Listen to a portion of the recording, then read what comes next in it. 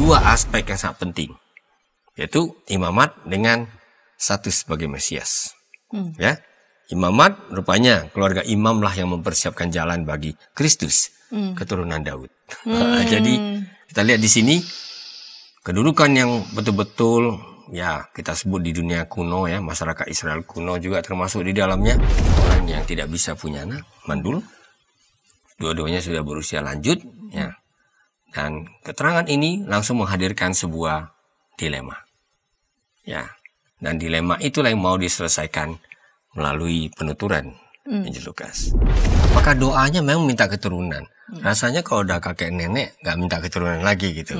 Sehingga ada juga yang mengusulkan bisa saja yang menjadi pergumulan Zakaria adalah dia sadar bahwa bangsanya hidup dalam penjajahan. Bangsanya sedang merindukan suatu pembebasan. Ya. Sehingga ya solusi yang paling diharapkan itu adalah hadirnya tokoh pembebas. Kan itu. Nah, yang membuat mereka tidak mengerti tentunya inilah yang disebut dengan kejutan itu. Kejutan itu adalah sekaligus mukjizat.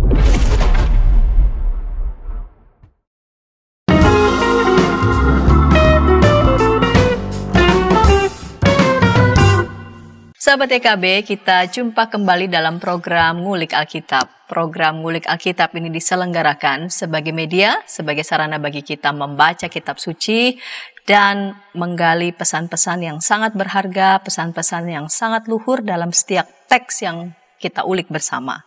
Saya sebagai pemandu percakapan, Pendeta Santiani Manurung. Dan pada episode kali ini kita mengulik Injil Lukas pasal 1 ayat 5 sampai 25, Injil Lukas pasal 1 ayat 5 sampai 25 diberi judul ia dipersiapkan untuk mempersiapkan jalan. Dan narasumber yang telah hadir di studio menolong kita menggali teks ini, Injil Lukas 1 ayat 5 sampai 25 adalah Pendeta Anwar Chen, PhD, Kepala Departemen Penerjemahan, Lembaga Alkitab Indonesia. Salam jumpa kembali Bapak Pendeta. Ya, sampai jumpa kembali Ibu dan juga sahabat-sahabat YKB ya. Iya, Bapak Pendeta Anwar Chen, PhD ini, tolong dikoreksi kalau saya keliru ya Pak. Pendeta, melayani sebagai pendeta di Gereja Kristen Protestan Indonesia, berpusat di Pematang Siantar. Ya, betul. Studi lanjutnya adalah Filologi dan Tafsir Kitab Suci di Union Theological Seminary in Virginia, USA, lalu Pontificium Institutum Biblicum Roma, Yerusalem Universitas Tesalonika Yunani, menyelesaikan studi doktoral di Fakultas Studi Oriental Cambridge University UK dengan disertasi mengenai Septuaginta, kitab suci Ibrani yang pertama kali diterjemahkan ke dalam bahasa Yunani, dan studi komplementer dalam bidang linguistik di Australian National University Canberra. Panjang ya Pak? Ya, panjang karena memang harus pelan-pelan kita kalau belajar sekali, supaya bisa membantu tim penerjemah Alkitab. Iya, karena itu kehadiran Pendeta Anwar Chen dalam episode-episode ngulik Alkitab ini akan menolong kita sangat banyak untuk mengulik teks-teks, dan kali ini Injil Lukas pasal 1 ayat 5 sampai 25. Kita akan memulainya, kita akan mulai dalam doa. Silakan Bapak Pendeta dapat memimpin kita dalam doa. Tuhan Allah Tritunggal Maha Kudus, kami sungguh bersyukur karena Engkau telah mengantar kami maka menuju akhir tahun. Secara khusus dalam suasana kami menyambut kedatangan Kristus, kami kembali diajak untuk mempelajari firman-Mu. Kami mohon Roh Kudus berbicara kepada kami supaya teks yang kami baca, yang kami renungkan, yang kami gali itu menolong kami Tuhan untuk mempersiapkan diri. Sehingga kami mengerti mengapa firman-Mu ini ditulis dan dilestarikan bagi kami. Dalam Kristus Yesus. Amin. Amin. Saya membaca Injil Lukas 1 ayat 5 sampai 25. Perikop ini diberi judul Pemberitahuan tentang Kelahiran Yohanes Pembaptis. Pada zaman Herodes, Raja Yudea, ada seorang imam yang bernama Zakaria dari rombongan Abia. Istrinya berasal dari keturunan Harun, namanya Elisabet. Keduanya hidup benar di hadapan Allah dan menuruti segala perintah dan ketetapan Tuhan dengan tidak bercela. Namun mereka tidak mempunyai anak sebab Elisabet mandul dan keduanya telah lanjut umurnya. Pada suatu kali, Waktu tiba giliran kelompoknya, Zakaria melakukan tugas sebagai imam di hadapan Tuhan. Sebab, sebagaimana lazimnya, ketika diundi untuk menentukan imam yang bertugas, dialah yang ditunjuk untuk masuk ke dalam bait Tuhan dan membakar dupa. Pada waktu pembakaran dupa, seluruh umat berkumpul di luar dan bersembahyang. Lalu tampaklah kepada Zakaria, seorang malaikat Tuhan berdiri di sebelah kanan mezbah pembakaran dupa. Melihat hal itu ia terkejut dan menjadi takut. Namun malaikat itu berkata kepadanya, "Jangan takut hai Zakaria, sebab doamu telah dikabulkan. Elisabet istrimu akan melahirkan seorang anak laki-laki bagimu, dan kau harus menamai dia Yohanes. Engkau akan bersukacita dan bergembira, bahkan banyak orang akan bersukacita atas kelahirannya itu. Sebab ia akan besar di hadapan Tuhan. Ia tidak akan minum anggur atau minuman keras. Ia akan penuh dengan Roh Kudus sejak dari rahim ibunya. Dan akan membuat banyak orang Israel berbalik kepada Tuhan Allah mereka. Ia akan berjalan mendahului Tuhan dalam roh dan kuasa Elia untuk membuat hati para bapa berbalik kepada anak-anaknya dan hati orang-orang durhaka kepada pikiran orang-orang benar. Dengan demikian, ia mempersiapkan suatu umat yang siap sedia bagi Tuhan." Lalu kata Zakaria kepada malaikat itu, "Bagaimanakah aku tahu bahwa hal ini akan terjadi? Sebab aku sudah tua dan istriku sudah lanjut umurnya." Jawab malaikat itu kepadanya, "Akulah Gabriel yang berdiri di hadapan Allah. Aku telah diutus untuk berbicara kepadamu dan menyampaikan kabar baik ini kepadamu. Sesungguhnya engkau akan menjadi bisu dan tidak dapat berkata-kata sampai hari ketika semuanya ini terjadi, karena engkau tidak percaya kepada perkataanku yang akan dipenuhi pada waktunya." Sementara itu umat menantikan Zakaria, mereka menjadi heran bahwa ia begitu lama berada dalam bait suci. Ketika ia keluar, ia tidak dapat berkata-kata kepada mereka. Lalu mengertilah mereka bahwa ia telah melihat suatu penglihatan di dalam bait suci. Ia memberi isyarat kepada mereka dan ia tetap bisu. Ketika selesai masa tugasnya, ia pulang ke rumah. Beberapa lama kemudian, Elisabet istrinya mengandung dan selama 5 bulan ia tidak menampakkan diri, katanya. "Inilah yang Tuhan telah perbuat bagiku dan sekarang ia berkenan menghapuskan aibku di depan orang." Bapak Pendeta, teks Injil Lukas pasal 1 ayat 5 sampai 25 yang tadi saya baca itu sebelumnya didahului pasal 1 ayat 1 sampai 4. Ini apa kaitannya? Adakah kaitan dari ayat 5 sampai 25 dengan pasal sebelumnya, ayat 1 sampai ayat 4, prolog itu? Ya, tentu kalau kita membedah Injil Lukas, kita mulai dari prolog ya, semacam pendahuluan. Walaupun hanya 4 ayat, tapi ini merangkumnya hal-hal yang mau dibicarakan nanti. Bagaimana Lukas sebagai penulis menyusun ulang berbagai bahan yang dia peroleh dari jemaat, tentu ya jemaat di mana dia menjadi bagiannya. Lalu kemudian dia susun ulang. Nah, itu yang membuat kita menyadari dia sedang menghadirkan sebuah tulisan yang dapat disebut sejarah. Atau ya bisa juga biografi kuno. Karena biografi kuno itu membidik tokoh-tokoh utama. Ya, dan ini bukan hanya ada di dalam Alkitab, tapi juga itu dipakai dalam literatur. Ya, katakanlah pada masa Helenistik ya, yaitu pada masa Yunani. Nah, jadi ketika dia membidik, menarik ya. Dia menggunakan satu jalan yang kelihatan memang kronologis. Kalau Yohanes Pembaptis diyakini sebagai perintis ya, jalan bagi kedatangan Mesias Kristus ya. Kita mulai dengan cerita Yohanes Pembaptis. Dan bahkan dia mulai dari Yohanes Pembaptis sebelum lahir. Nah, ini satu-satunya yang kita temukan ya. Karena biasanya kalau kita membaca Injil Markus itu langsung bicara tentang Injil. Injil ini sudah dibuatkan Yesaya dan memang tokoh Yohanes hadir situ sebagai penggenapan terhadap nubuat Yesaya mengatakan persiapkan jalan bagi Tuhan. Tapi tidak ada keterangan apapun tentang Yohanes. Kita baca Injil Matius tidak disebutkan sejak awal tentang Yohanes, tapi langsung dimulai dengan silsilah Yesus Kristus. Nanti Yohanes muncul ketika Yesus akan tampil. Karena dia akan membaptis Yesus. Ya, Yohanes mulai dengan karya pemberitaannya yang mengajak umat atau masyarakat kembali kepada Tuhan, bertobat. Kalau Injil Yohanes lain lagi kan? Nanti Yohanes akan hadir sesudah dimulai dengan kisah penciptaan. Ya, saya sebut kisah ya, artinya logos, firman itu telah ada sebelum segala sesuatu. Nanti Yohanes akan datang dan turut menyaksikan dia telah lebih dahulu daripadaku. Meskipun sebenarnya secara kronologis Yohanes lebih dahulu. Nah, Lukas mempunyai bidikan sendiri dan itu membuat kita hari ini mempelajari tentang salah satu unsur yang memang menarik. Rupanya Yohanes Pembaptis ini itu keluarganya adalah keluarga imam. Nah, jadi apa yang kita baca di dalam episode kali ini itu menolong kita untuk mengerti Lukas merangkai dua aspek yang sangat penting, yaitu imamat dengan status sebagai Mesias. Ya, imamat rupanya keluarga imam lah yang mempersiapkan jalan bagi Kristus, keturunan Daud. Jadi kita lihat di sini kedudukan yang betul-betul ya kita sebut di dunia kuno ya, masyarakat Israel kuno juga termasuk di dalamnya paling tinggi. Yang satu politik, yang satu agama. Nah, dengan kata lain, ini yang mau dipotret ini adalah salah seorang yang sedang mempersiapkan lahirnya seorang tokoh pemimpin. Dan dia dari keluarga imam. Ya, yang mempersiapkannya saja adalah seorang imam. Nah, gitu ya. Betul. Jadi saya rasa ini perlu kita sama-sama lihat kembali.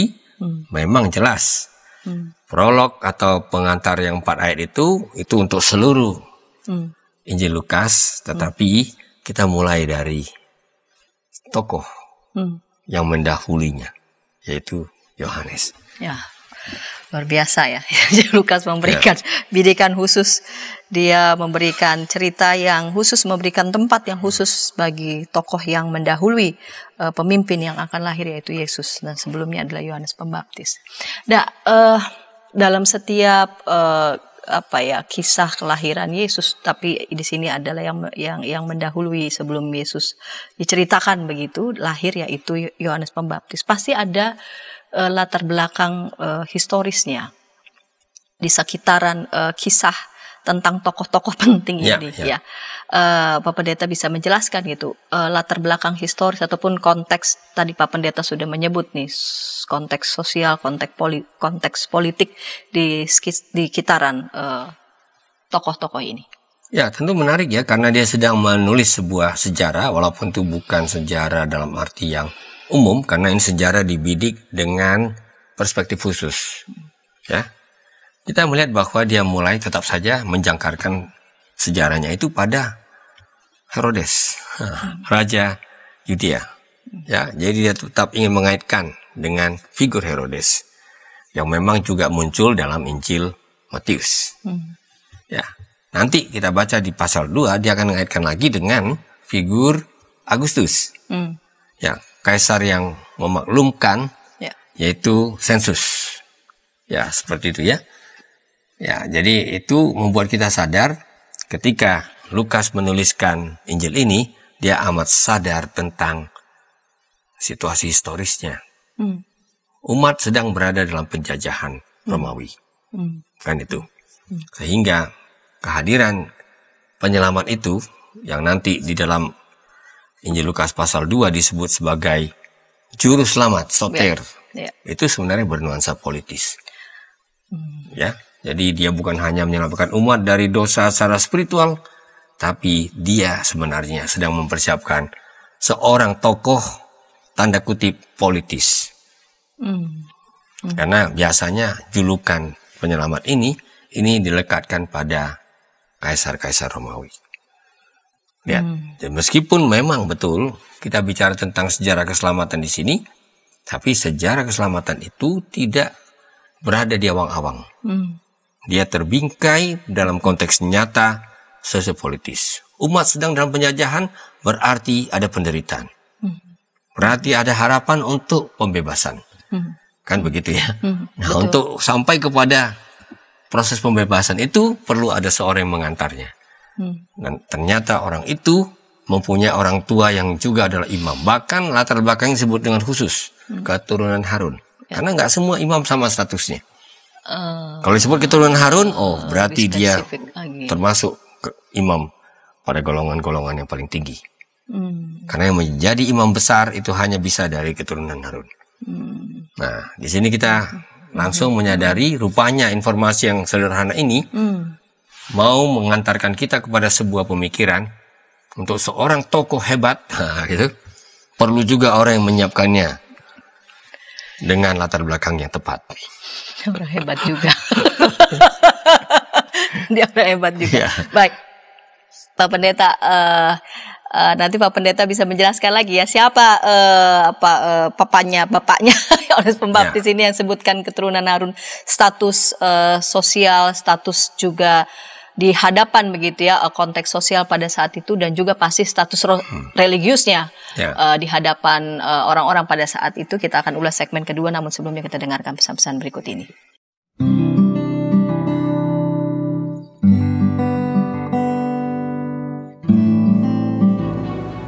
Hi folks, this is Daily Spirit for Youth, a daily devotional that helps you grow closer to God and apply His Word to your life.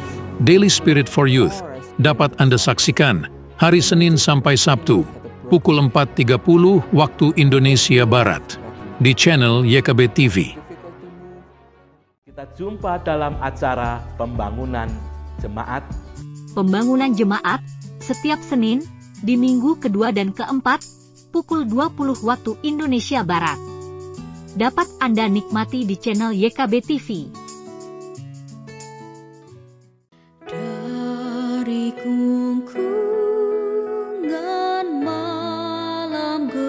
Nyanyikanlah nyanyian baru setiap hari Rabu pukul 12 waktu Indonesia Barat. Dapat Anda nikmati di channel Lagu Rohani YKB TV.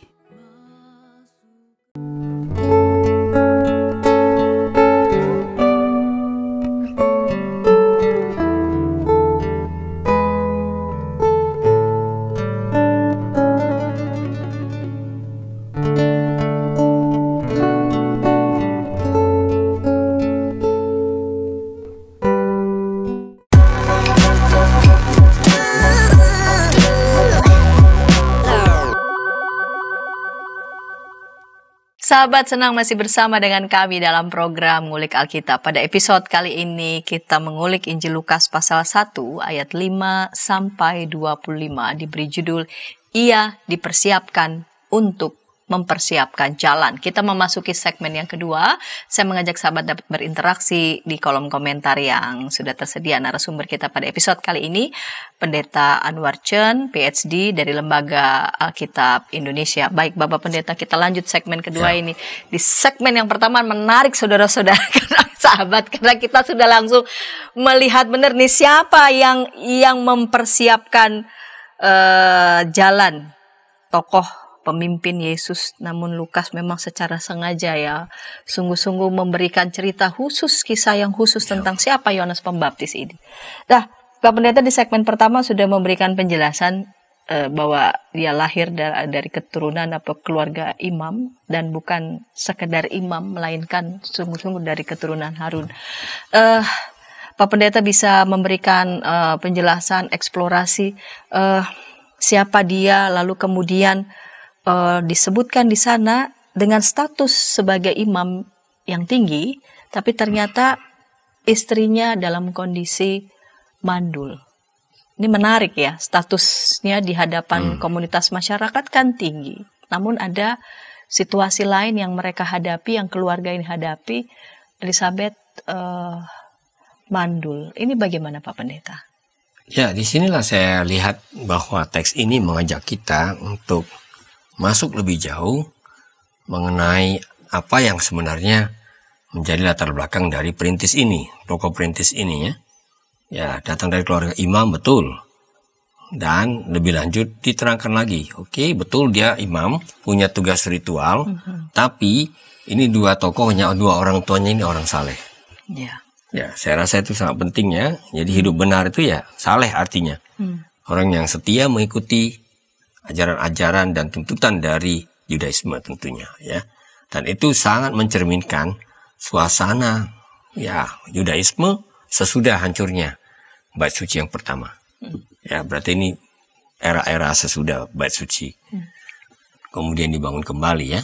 Nah, kita lihat di sini bahwa persiapan ini sudah membuat kita men-set atau meletakkan statusnya itu pada status sosial tinggi. Betul. Ya, pertama, keluarga imam udah jelas tinggi. Kedua, secara religius juga dia punya kesalehan pada derajat yang mengagumkan lah ya, patut disegani, dihormati. Nah, tapi ternyata keluarga seperti ini bukan tanpa stigma. Tadi sudah sebutkan, ya, ibunya atau calon ibunya adalah seorang yang tidak bisa punya anak, mandul. Dua-duanya sudah berusia lanjut, ya. Dan keterangan ini langsung menghadirkan sebuah dilema. Ya, dan dilema itulah yang mau diselesaikan melalui penuturan Injil Lukas. Jadi rupanya ketika Tuhan menggunakan orang-orang tertentu, wah itu bukan berarti sempurna dalam segala hal. Ya, biasanya kalau menurut kita Ulangan, kalau ada seorang yang mandul di zaman dulu, itu dikaitkan dengan kutuk, dikaitkan dengan hukuman. Tapi tentu ini tidak benar untuk keluarga Zakaria dan Elizabeth. Nah, ini menarik ya, bahwa mereka menghadirkan sebuah perspektif alternatif. Ternyata orang saleh ini ternyata juga tidak memperoleh apa yang mereka rindukan ya, dirindukan oleh rata-rata keluarga. Ini keluarga Yahudi kuno ya, ini bukan keluarga modern sekarang yang bisa memutuskan untuk tidak punya anak. Sukar untuk membayangkan keluarga tanpa anak begitu ya. Kalau itu enggak, itu memang semua begitu dulu. Ya, betul. Ya, karena itu dianggap berkat, diyakini sebagai berkat dari Tuhan. Nah, kita jadi mengingat Abraham dengan Sarah ya. Betul. Ya, kita juga ingat Elkana dengan Hana. Jadi dalam kisah-kisah tentang tokoh-tokoh yang menonjol ini, atau tokoh-tokoh yang akan mengantarkan, merintis jalan untuk tokoh yang lain, ya misalnya kisah Abraham Sarah jelas ini tokoh utamanya. Ternyata mereka juga menghadapi dilema yang sama. Tetap hidup dalam stigma sampai Tuhan nanti intervensi. Jadi rupanya ini mau mengantarkan kita kepada sebuah, katakanlah ketegangan dalam cerita. Wah, kalau begitu bagaimana? Solusinya tidak mungkin diselesaikan oleh manusia. Harus ada intervensi ilahi di dalamnya. Abraham demikian, Elkana juga demikian dengan Hana. Dan kita tahu ini adalah orang tua dari Samuel, tokoh besarnya. Ya, ternyata juga punya pengalaman yang paralel. Nah, ini membuat kita sadar keterangan singkat tentang situasi keluarga ini sebenarnya sudah mendorong para pembaca untuk melihat sebenarnya siapa tokoh utama di balik semua persiapan ini. Nah, dengan kata lain, diam-diam kita diajak untuk mengatakan kalau bukan Tuhan yang bertindak, tidak terjadi apa-apa. Karena untuk menghadirkan seorang Yohanes Pembaptis, ya, atau Yohanes disebut di sini, ya jelas dibutuhkan tangan Tuhan yang lain. Ya, intervensi ilahi.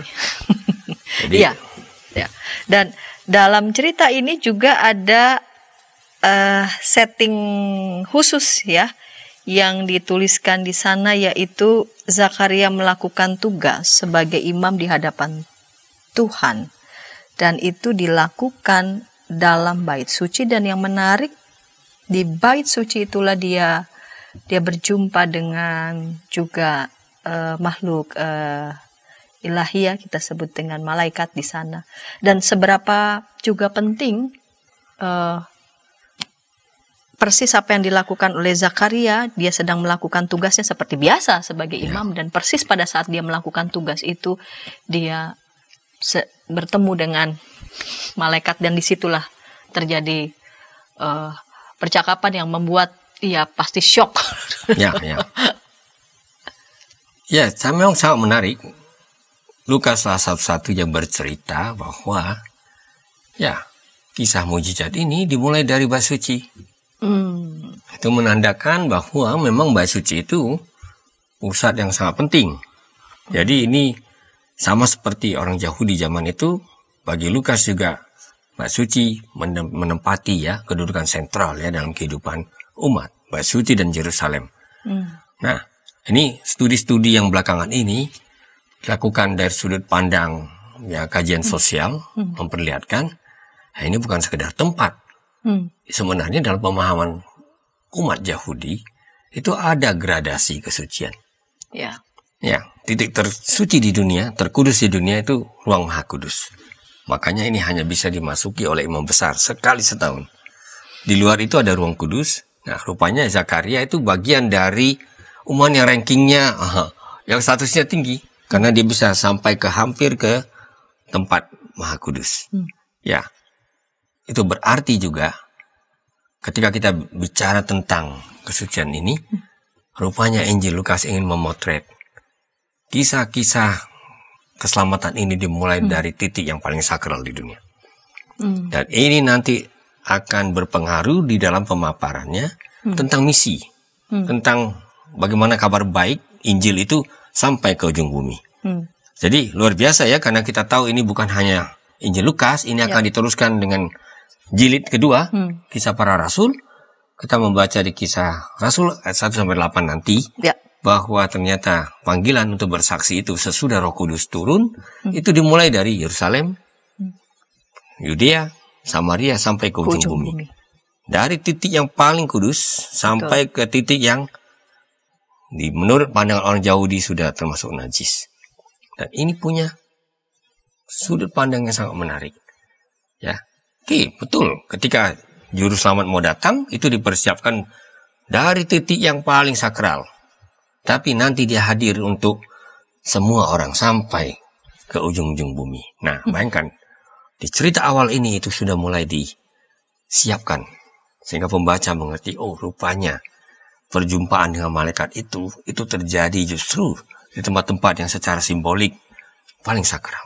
Dengan kata lain, sejarah yang mau diceritakan ini betul-betul adalah sejarah suci. Ya, kehadiran Kristus disiapkan oleh keturunan imam, dan pengumuman tentang lahirnya bukan di tempat lain, tapi di tempat-tempat yang paling suci bagi orang Yahudi. Nah, jadi disitulah kalau kita lihat semuanya menolong kita untuk mengerti, ya, prakarsa ilahi. Karena bagaimanapun yang bisa hadir di situ itu nggak sembarangan orang. Ya, kita nanti membaca ketika Zakaria sedang mempersembahkannya, yaitu ya persembahan ukupannya, itu ya umat itu hanya bisa berdiri di luar sana, hanya dia yang bisa masuk.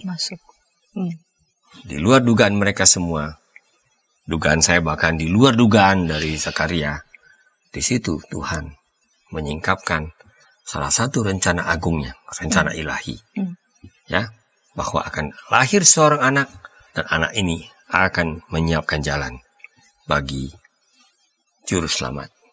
Nah, ini yang saya rasa kelihatannya sambil lalu, tapi ini betul-betul adalah sebuah perjumpaan yang sungguh-sungguh mengejutkan. Ya, rupanya di tempat itulah, dengan kata lain, rencana ilahi itu dipaparkan, disingkapkan kepada dunia ini. Jadi memang ini bidikan yang sangat berbeda dengan Injil-Injil yang lain. Pak Pendeta, di ruang yang dipandang sangat luhur dan begitu sangat dihormati oleh masyarakat Yahudi pada saat itu, yaitu di Bait Suci, berita tentang lahirnya Yohanes Pembaptis itu diperdengarkan, dan Zakaria langsung mendengarnya itu langsung dari malaikat Gabriel. Dan pada percakapan itu orang-orang yang di luar itu menunggu-nunggu, ini kok Zakaria tidak seperti biasanya, seperti di dalam kok lama sekali. Dan yang menarik adalah ada beberapa kata kunci yang disampaikan oleh malaikat Gabriel. Salah satunya adalah jangan takut. Baik jangan takut dan beberapa kata kunci yang penting disampaikan oleh malaikat Gabriel. Apa yang ingin disampaikan sungguhnya oleh malaikat Gabriel kepada Zakaria yang saleh ini? Ya, memang itu adalah sebuah frase yang sering digunakan ya. Dan itu menggaungkan apa yang dipakai juga di dalam teks-teks Perjanjian Lama. Ya, misalnya ketika Tuhan berbicara tentang keturunan yang akan diberikan Tuhan kepada Abraham, dia mulai dengan jangan takut. Bisa juga dalam arti jangan khawatir. Ya, karena wajar ya kalau orang sudah di usia tua, tidak mempunyai keturunan yang bisa meneruskan, katakanlah bendera keluarga ya, untuk zaman kita sekarang ini, kita jangan lupa bahwa ini adalah masyarakat yang menurut garis keturunan Bapak. Jadi dalam hal ini dia mau katakan ya ada sesuatu yang mau disampaikan. Dan biasanya itu akan merupakan berita baik. Jadi dimulai dengan sapaan, jangan takut, Tuhan bertindak, gitu ya. Nah, kita juga menemukan gema-gema lain. Misalnya dikatakan di situ bahwa anak yang akan lahir ini, ya, yang disebut sebagai Yohanes ya, kalau kita membaca ayat 13.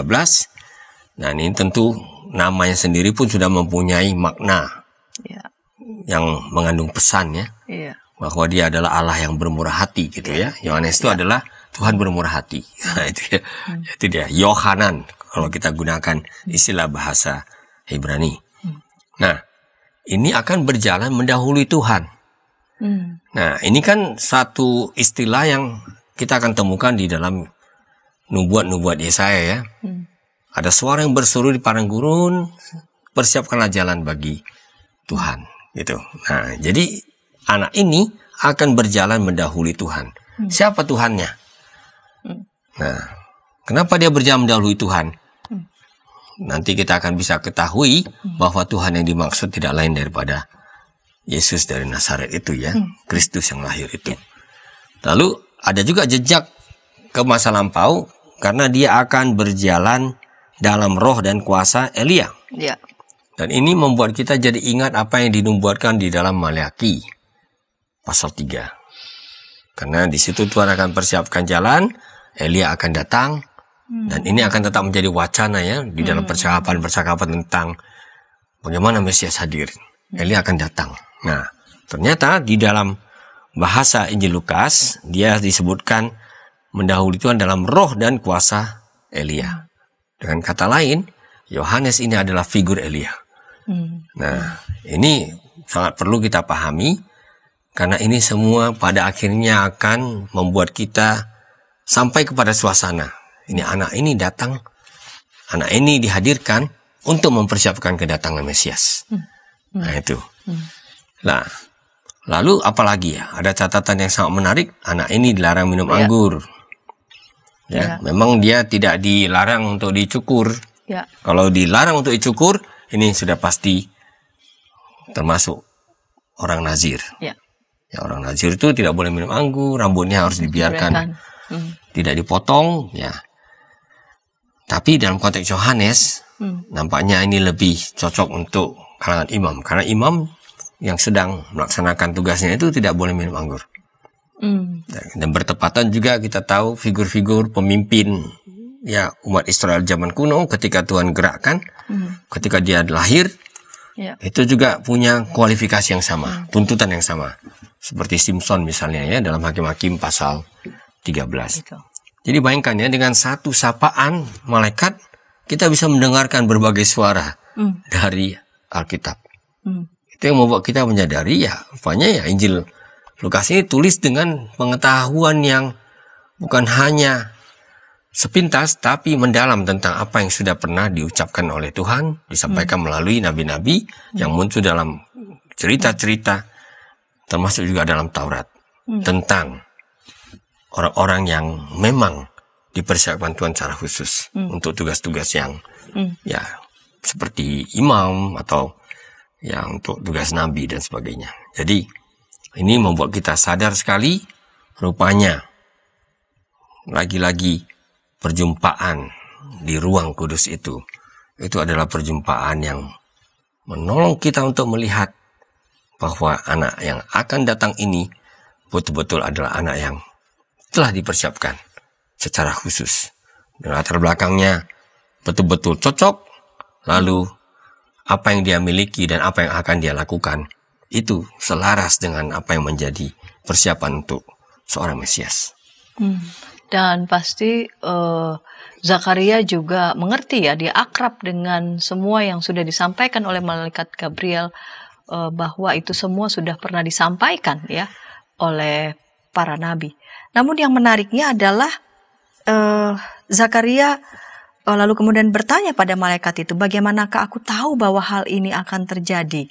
Sebab aku sudah tua dan istriku sudah lanjut umurnya. Nanti di segmen ketiga Pak Pendeta nanti bisa menjelaskan apakah muncul semacam keraguan ya? Bukankah pergumulan satu pergumulan yang sangat sentral begitu bagi kehidupan orang percaya, dalam sebuah keluarga itu ada hadirnya seorang anak, tapi di saat itu dia merasa syok, semua nama dipersiapkan, lalu kemudian dia tidak boleh minum anggur, rambut itu kan semua dipersiapkan begitu. Jadi apakah semuanya itu di luar dugaan Zakaria, bukan saja lalu kemudian pergumulan mereka dijawab oleh Tuhan, tapi dijawabnya sungguh mengejutkan, dan beberapa pesan lain dalam kehidupan kita yang berkaitan dengan teks ini kita akan ulas segmen ketiga, namun sebelumnya kita dengarkan pesan-pesan berikut ini.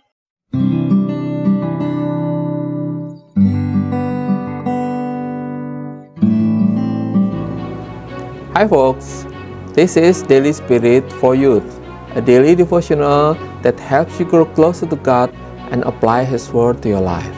Daily Spirit for Youth dapat Anda saksikan hari Senin sampai Sabtu, pukul 4.30 waktu Indonesia Barat, di channel YKB TV. Kita jumpa dalam acara Pembangunan Jemaat. Pembangunan Jemaat, setiap Senin, di minggu kedua dan keempat, pukul 20 waktu Indonesia Barat. Dapat Anda nikmati di channel YKB TV.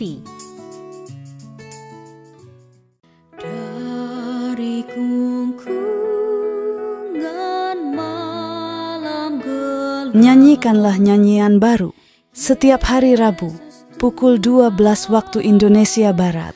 Dapat Anda nikmati di channel Lagu Rohani YKB TV.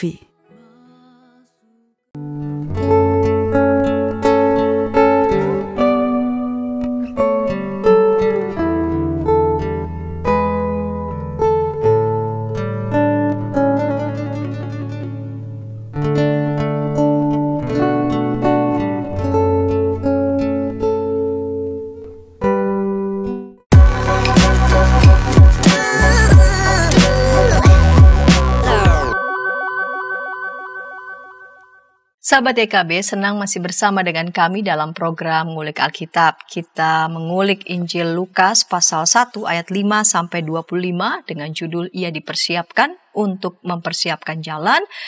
Sekarang kita memasuki segmen ketiga, segmen penutup, bersama dengan narasumber Bapak Pendeta Anwar Chen, PhD dari Lembaga Alkitab Indonesia. Baik Bapak Pendeta, kita lanjut segmen ketiga, segmen penutup.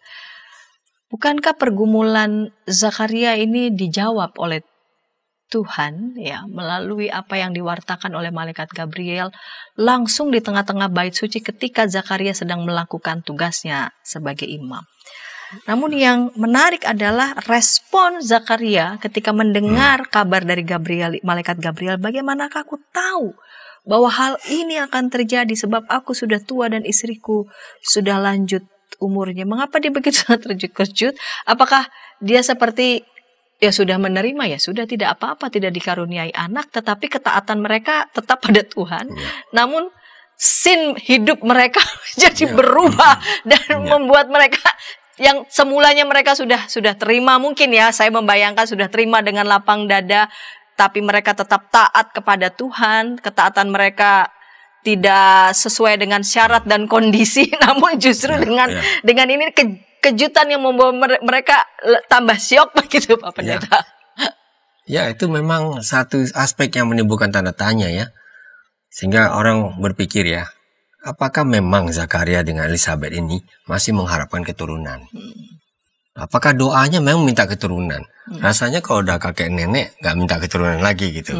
Sehingga ada juga yang mengusulkan bisa saja yang menjadi pergumulan Zakaria adalah dia sadar bahwa bangsanya hidup dalam penjajahan. Bangsanya sedang merindukan suatu pembebasan. Ya. Sehingga ya solusi yang paling diharapkan itu adalah hadirnya tokoh pembebas. Kan itu. Nah, yang membuat mereka tidak mengerti tentunya inilah yang disebut dengan kejutan itu. Kejutan itu adalah sekaligus mukjizat.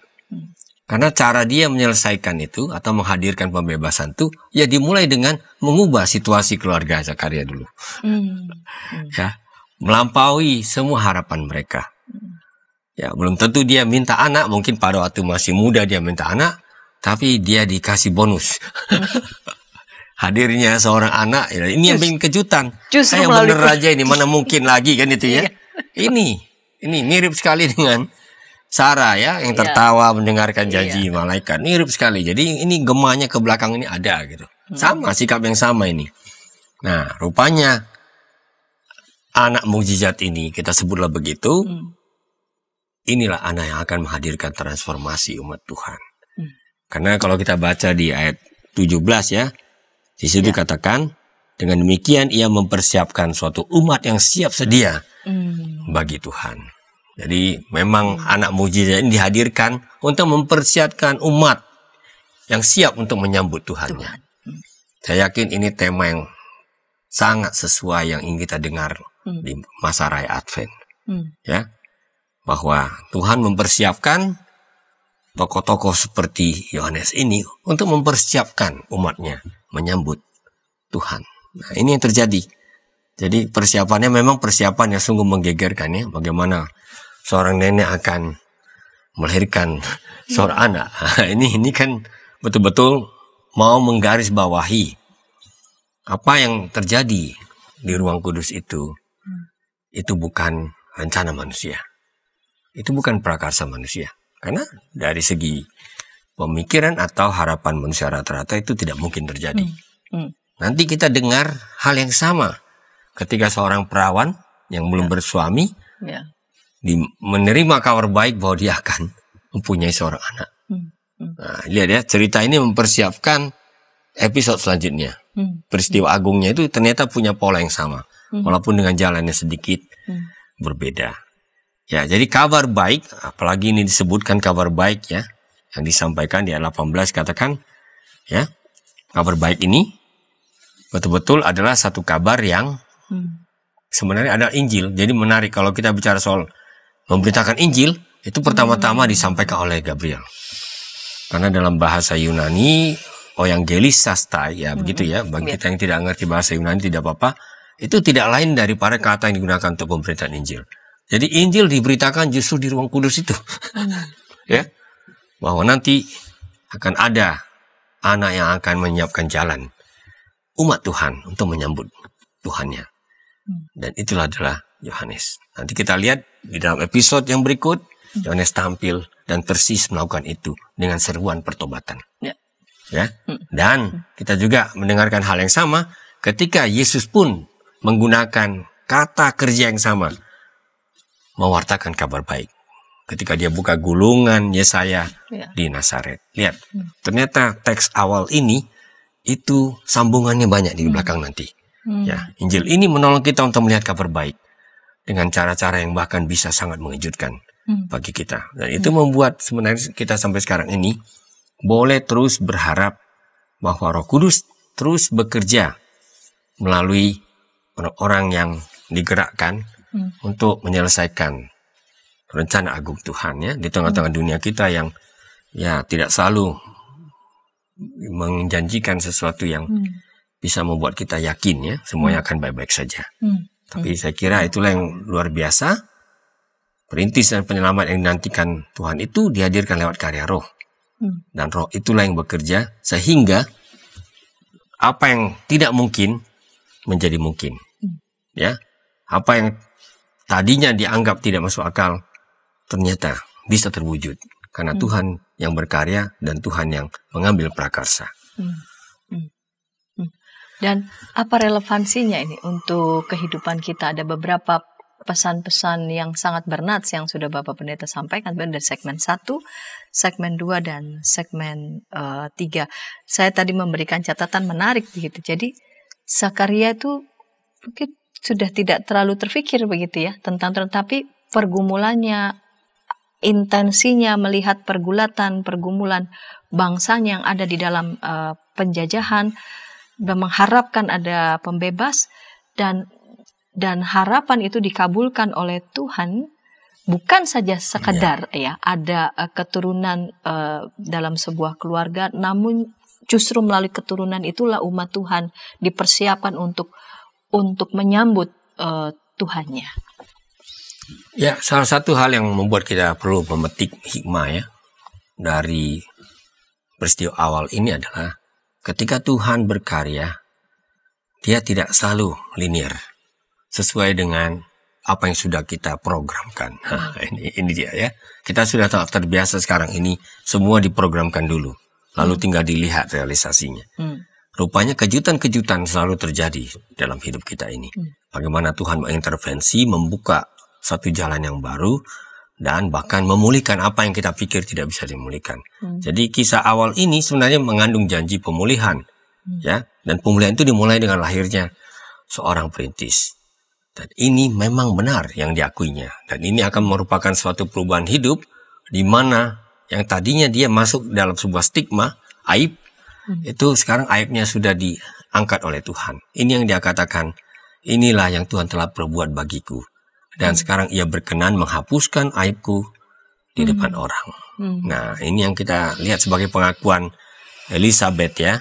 Ketika dia mengandung sebagai wujud dari pemenuhan apa yang dikatakan oleh malaikat tersebut. Jadi ya, Tuhan masih bekerja sampai sekarang, dan cara dia memulihkan itu sering di luar ekspektasi kita. Tentu wajar kita manusia berjuang, berharap akan ada yang bisa dilakukan ya. Dan kalau boleh ya lumayan linear ya, sehingga kita lebih mudah menangkapnya. Memperkirakannya dan seperti ancang-ancang ini ya. Saya kira di banyak gereja seperti itu ya, orang mengukur ya pencapaian-pencapaian itu melalui program-program yang sudah bisa diukur secara linear. Tapi kalau kita baca hari ini, rupanya tatapan Advent mengajak kita untuk melihat Tuhan itu masih bekerja dengan caranya sendiri, dan sering caranya itu membuat kita semua takjub. Karena melampaui dugaan kita, melampaui rasa pesimis kita. Dan di situ kita betul-betul memetik sebuah pembelajaran. Sama seperti Yohanes yang disiapkan untuk menyiapkan jalan. Kita pun sebenarnya umat Tuhan disiapkan oleh Tuhan. Bukan saja untuk menyambut Tuhan itu, tapi menyiapkan jalan bagi Dia untuk misi-misi yang lain ya, tengah-tengah dunia kita. Dan itulah yang saya yakin merupakan sambungan dari ya Injil Lukas ini. Nanti kita akan lihat ini sebagai satu karya yang utuh. Injil Lukas telah memulai dengan menceritakan bagaimana Tuhan bekerja melalui figur perintis. Nanti kita lihat Roh Kudus yang sama yang telah membekali orang tuanya, dan juga Roh Kudus yang sama yang telah hadir ketika Kristus dijanjikan untuk hadir di tengah-tengah dunia ini. Ini Roh Kudus inilah yang juga akan menggerakkan umat Tuhan untuk membawa kabar baik itu kembali sampai ke ujung bumi. Jadi luar biasa ya, tema ini menolong kita bukan hanya menatap ke belakang, tapi ke depan dengan sebuah tugas yang masih terbuka di tengah-tengah dunia kita ini. Ya, begitu yang saya bisa refleksikan. Tugas yang masih terbuka di tengah-tengah dunia ini. Menarik ya, jadi bukan hanya soal apa yang penting pergumulanku sudah dijawab hanya pada kebutuhan ataupun kepentingan. Tapi lagi-lagi ya, tindakan Tuhan itu menjawab pergumulan Zakaria, bukan hanya menjawab pergumulan kebutuhan itu pada saat itu, tetapi yang Tuhan lakukan, Tuhan jawab, tindakan Tuhan itu dampaknya tuh transformatif. Yes. Ya, selalu punya dampak yang luas begitu. Dan kita juga diminta untuk meneruskan ya misi-misi kebaikan, kabar baik, dan juga pemulihan. Dan tetap kita percaya bahwa Tuhan tetap bekerja. Bahkan di saat-saat kita sudah mulai pesimis, putus harapan, ya, Tuhan tetap bekerja di dalam Roh-Nya. Baik, Pak Pendeta, terima kasih untuk kesediaan sebagai narasumber pada episode kali ini. Dan ketika tayangan ini memberkati sahabat dapat membagikannya kepada sebanyak mungkin orang dan dapat menekan tombol like dan subscribe sehingga boleh mendapatkan update dari tayangan YKB TV. Kita menutup episode kali ini dalam doa. Mari Bapak Pendeta dapat memimpin dalam doa. Mari kita bersatu dalam doa.